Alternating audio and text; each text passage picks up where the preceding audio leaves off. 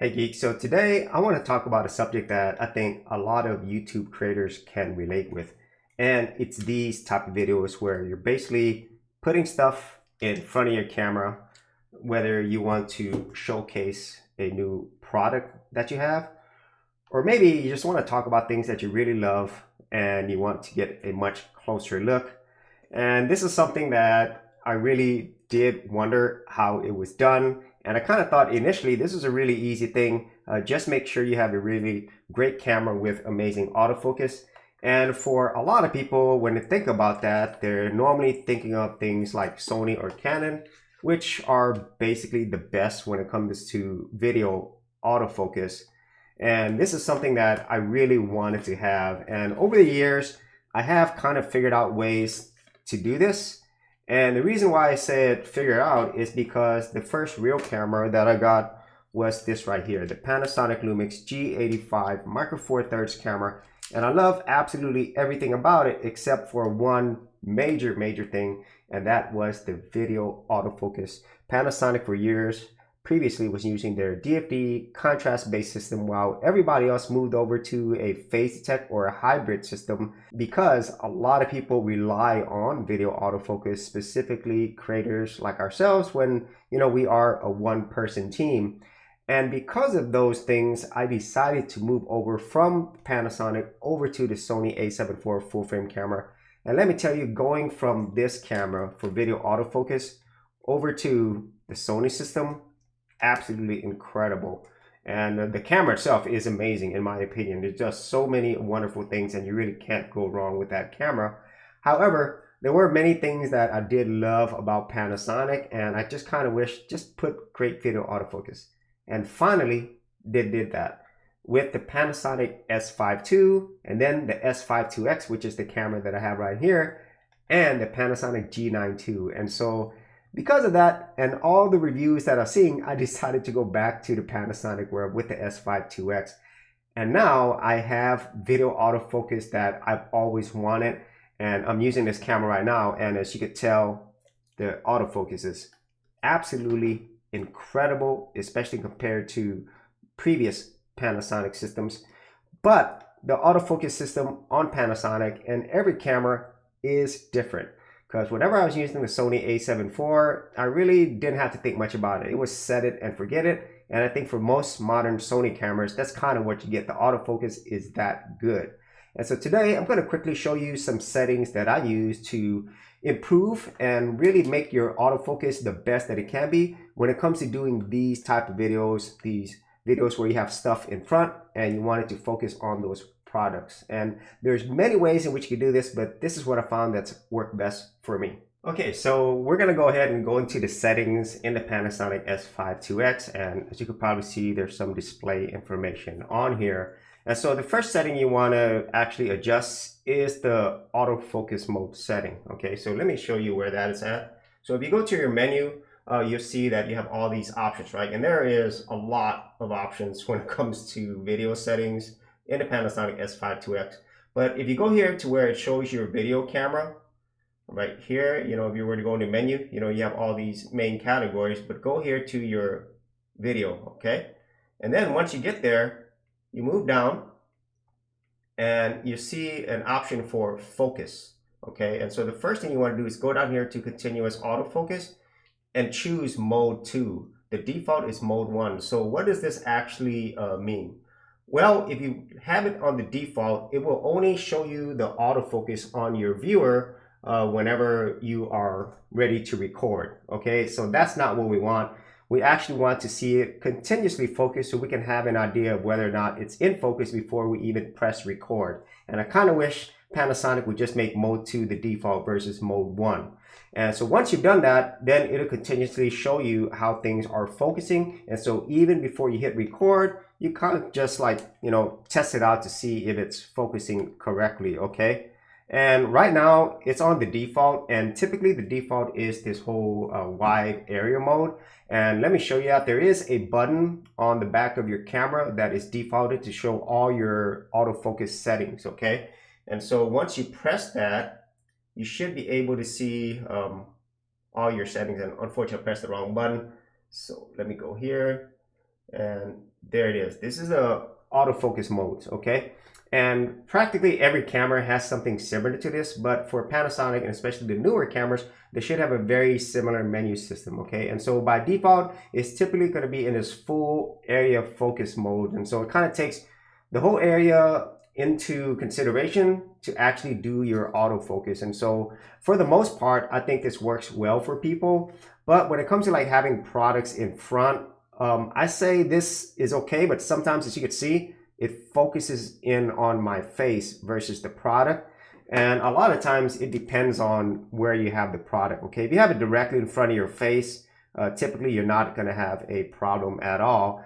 But sometimes it kind of goes back and forth between my face, as you can see, and the product. And so that is the issue that I have. And also by default, you normally have this autofocus detection system, okay? So in this case, you could have it, detect different things, whether it's your human face and eye, or animals, or like motorcycles, automobiles, stuff like that. There are different options that you can set, but for me, I have it actually set for human body and eye. And if I actually go back here to display, see, you could choose different settings, okay? So the default is human, and the default is human eye, face, and body, or you could just have it as eye and face.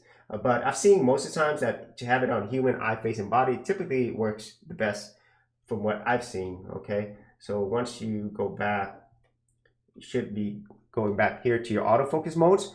And so I'm gonna go back here. And there's also joysticks as well. You can move things around if you wanted to, but this is the default. And right now I have it on the autofocus with eye, face, human body, but you can see it is not accurate. Sometimes it goes to the product, sometimes it goes to your face because you have that autofocus detection area. So that is the first thing that you want to do. If you want to make videos where you want to have products in front of you, then I would turn off that AF detection on and off, okay? So press up and it'll turn it off.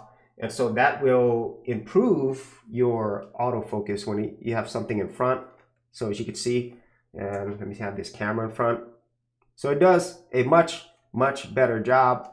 But once again, at times it might be focusing on your face versus the product that's in front.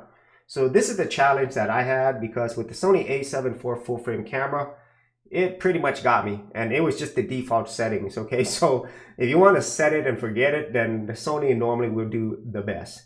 But with other camera systems, specifically the Panasonic, you kind of have to learn how these different autofocus settings work. And so this is why it took me a little bit of time, actually a lot of time, to figure out what works best for me. And so let me show you these other ones.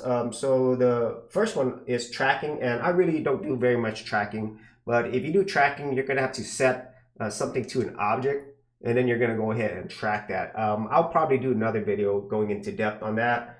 And then this next one is zone. So it covers a certain area where you want things to focus on.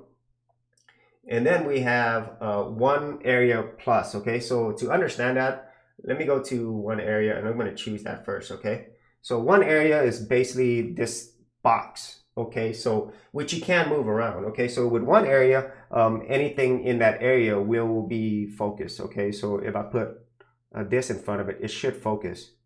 But if I move it away out of the area, it's blurry. You see that?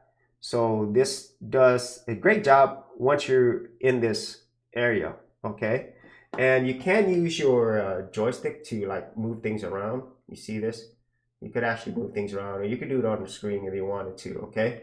So that is one area. And if I actually go back to my settings, you see, it's kind of hard to do this because I actually have it.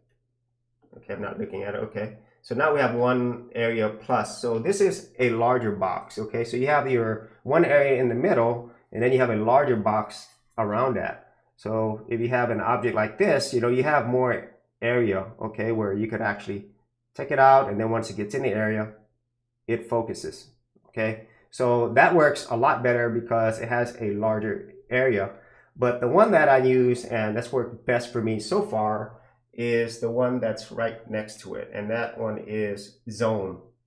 So with zone, it gives you a much larger, wider area. And so if I have something like this, see, anywhere in this area, it'll focus. And then if it's outside of it, it'll blur, okay? And this is especially helpful if you want to make sure that anything in this area is focused and everything outside of it is not focused. And this is the one that I use the most, and it's worked consistently for me. And in this case, I think for most people, if you are doing these type of product shot videos, then this is the one that I say works the best, you know, and I think a lot of people will be really happy with this performance. And once again, you know, if you are going to be using this, I highly recommend that you turn the AF detection on and off. So, you know, turn it off, okay, so that it doesn't try to detect your human face, eye, body, and it just focuses on this zone area. And as you can see, I think this works really, really well. This is excellent. And this was like the only thing that took me a while to figure out. Now there's other situations where I definitely need to use different autofocus area settings, especially if I'm going to be outside tracking or doing motion type videos. But in this case, I'm just doing my talking head videos, and I want to talk about some type of product that I want to showcase, or things that I actually just want in front of my camera. And so hopefully that helps you if you are somebody who is a Panasonic user and you're thinking about the newer cameras with their new phase detect video autofocus system, or maybe you are thinking about which camera system to use and you're thinking video autofocus is very important and I don't want to have bad autofocus. Where here I'm showing you with the latest Panasonic cameras with this phase detect hybrid system, it is awesome. You just have to know how to use it and to use the correct settings for the type of videos that you want to use. So if you actually had any thoughts on this, be sure to leave in the comments area below. And if you did want to see more of my camera tutorials, tips, and tricks, I do have an entire playlist.